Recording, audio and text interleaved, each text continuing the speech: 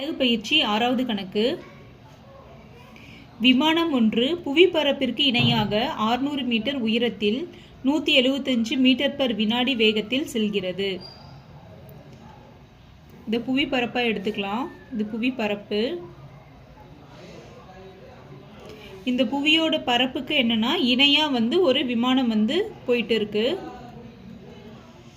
விமானத்தோட உயரம் கொடுத்துருக்காங்க. அதாவது விமானம் புவிப்பரப்பிற்கு இணையாக 600 மீட்டர் உயரத்தில் பறக்குது. சரிங்களா? இந்த இடத்துல விமானம் இருக்குது. பூமியோட பரப்புக்கு இணையாக 600 மீட்டர் உயரத்தில் பறந்துட்டு இருக்கு. அதோடைய வேகம், விமானத்தின் வேகம் ஈக்குவல் டு 175 மீட்டர் பர் வினாடி. புவியின் மீது ஒரு புள்ளியிலிருந்து விமானத்திற்கு உள்ள ஏற்ற கோணம் 37 டிகிரி. பூமியில் ஒரு புள்ளி, இந்த புள்ளி வச்சுக்கலாம். இதிலிருந்து விமானத்துக்கு ஏற்ற கோணம் கொடுத்துருக்காங்க. எவ்வளோ டிகிரினா 37 டிகிரி. அதே புள்ளியிலிருந்து ஏற்ற கோணம் 53 டிகிரிக்கு அதிகரிக்க. இப்போ இதே புள்ளியில் என்ன ஆகுதுன்னா ஏற்ற கோணம் நமக்கு அதிகமாகுது. அதாவது என்னன்னா விமானம் கொஞ்சம் தூரம் வந்திருக்கு. இங்கிருந்து விமானம் புவிப்பரப்புக்கு இணையாக இவ்வளோ தூரம் வந்ததுனால தான் அதோட ஏற்ற கோணம் அதிகரிச்சிருக்கு. அதே புள்ளியிலிருந்து அதோடைய கோணம் எவ்வளோ கொடுத்துருக்காங்கன்னா 53 டிகிரி. இங்கிருந்து இவ்வளோ தூரம் வர்றதுக்கு விமானம் எவ்வளவு நேரத்தில் வரும் அப்படிங்கிறது தான் கேள்வி. ஏற்ற கோணம் அதிகரிக்க எவ்வளவு நேரம் தேவைப்படும்? இந்த புள்ளியிலிருந்து இந்த புள்ளிக்கு விமானம் வர எவ்வளோ நேரம் தேவைப்படும்னு ஒரு கேள்வி. இந்த இடத்துல ஒரு செங்கோடு வரைஞ்சிக்கலாம். புள்ளி மார்க் பண்ணோம்னா ஏ பி சி டி இ. இது 600 மீட்டர்னா இங்கேருந்து இங்கே இருக்கிறது எவ்வளோ தான் இருக்கும்? 600 மீட்டர் தான் இருக்கும். 600 மீட்டர்.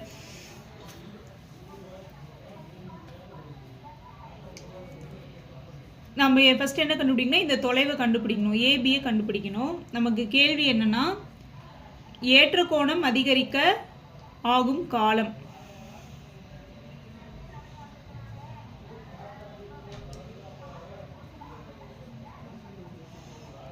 ஏற்ற கோணம் அதிகரிக்க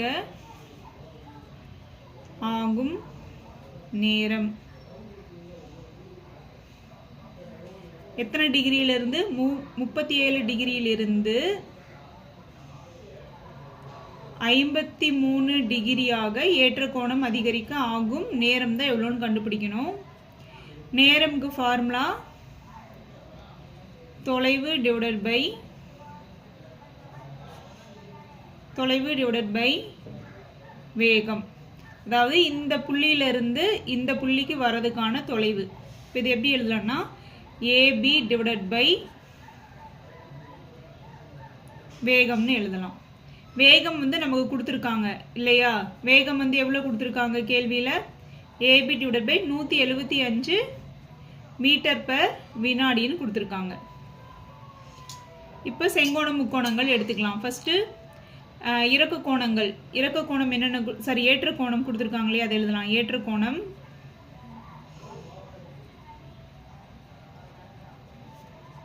ஏற்ற கோணம் 37 டிகிரிக்கு எழுதும்போது BCE angle BCE is equal to 37 degree.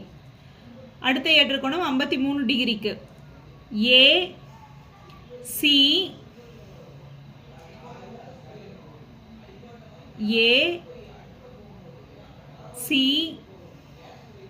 D angle ACD is equal to 53 degree. அடுத்தது செங்கோணம் முக்கோணம்.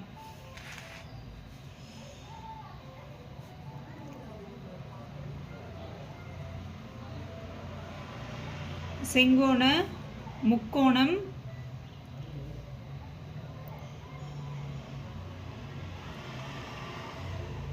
பிஇசி.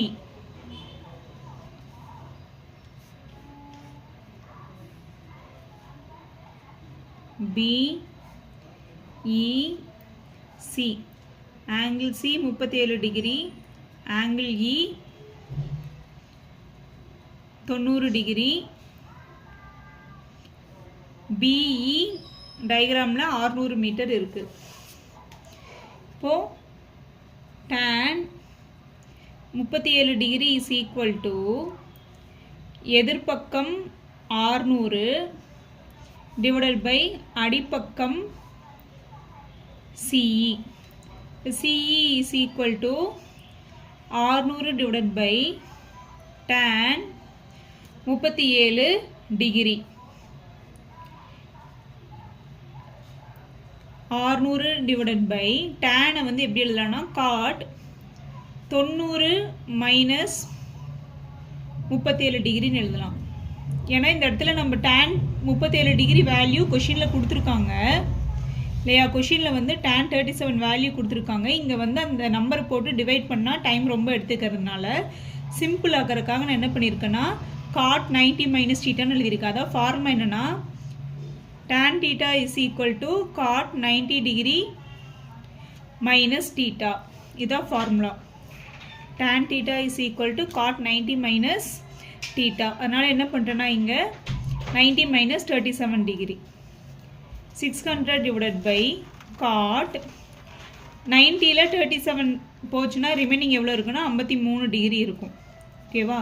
இப்போ 600 cot 53 டிகிரின்னு எழுதியிருக்கேன். cot theta is equal to 1 by cot theta is equal to எப்படி எழுதுவோம் tan thetaன்னு எழுதுவோம் இல்லையா. அப்போ CE is equal to 600 into இந்த cot theta மேலே வரப்போ என்னவா மாறிடும் tan thetaவா மாறிடும். tan 53 டிகிரியாக மாறிடும். இப்போ CE is equal to 600 into tan 53 value கொஷினில் எவ்வளோ கொடுத்துருக்காங்க 1.3270. இப்போ இங்கே 1.3270. இது ஃபர்ஸ்ட் ஈக்குவேஷன். இப்போ அடுத்த செங்கோண முக்கோணம் எடுக்க போகிறோம்.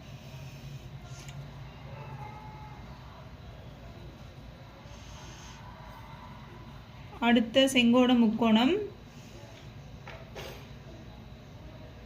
ஏ டி ஏ டி சியில் ஏ டி சி இங்கே 37 டிகிரி. இங்கே ஆங்கிள் டி 90 டிகிரி. ஏடிங்கிறது 600. இதுதான் எதிர்பக்கம், அடிப்பக்கம் சிடி. இப்போ tan 37 degree is equal to எதிர்பக்கம் டிவைடட் பை அடிப்பக்கம் CD.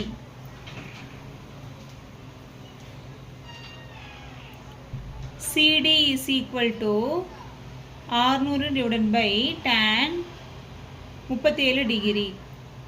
CD is equal to 600. tan எப்படி எழுதலாம் காட் 90 மைனஸ் தீட்டா. தீட்டாவோட value 37 degree is equal to 600 divided by cot 53 degree.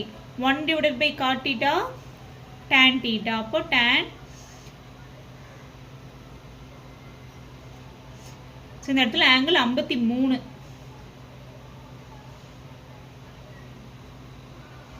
கழிச்சா 37 கிடைக்கும். 1 டிவைடட் பை காட் 37 டிகிரி அப்படிங்கிறது tan 37 டிகிரி ஆகும். இப்போ 600 இன்ட்டு tan 57 டிகிரியோட வேல்யூ tan 37 டிகிரியோட வேல்யூ 0.7536. இது சிடியோட வேல்யூ. இது ரெண்டாவது ஈக்குவேஷன். இப்போ இந்த டயக்ராமில் நம்ம என்ன கண்டுபிடிக்கணும்னா இந்த ஏடி டிஸ்டன்ஸ் தான் கண்டுபிடிக்கணும். ஓகேங்களா. இங்கேருந்து இங்கே வர்றதுக்கு எவ்வளோ காலம் எடுத்துக்கும் இந்த தொலைவு தான் கண்டுபிடிக்கணும். இப்போ ஏபி அப்படிங்கிறது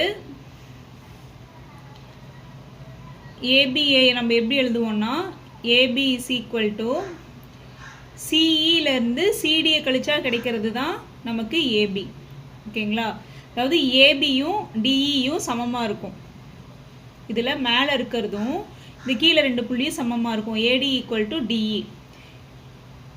டிஇ அப்படிங்கிறது என்ன?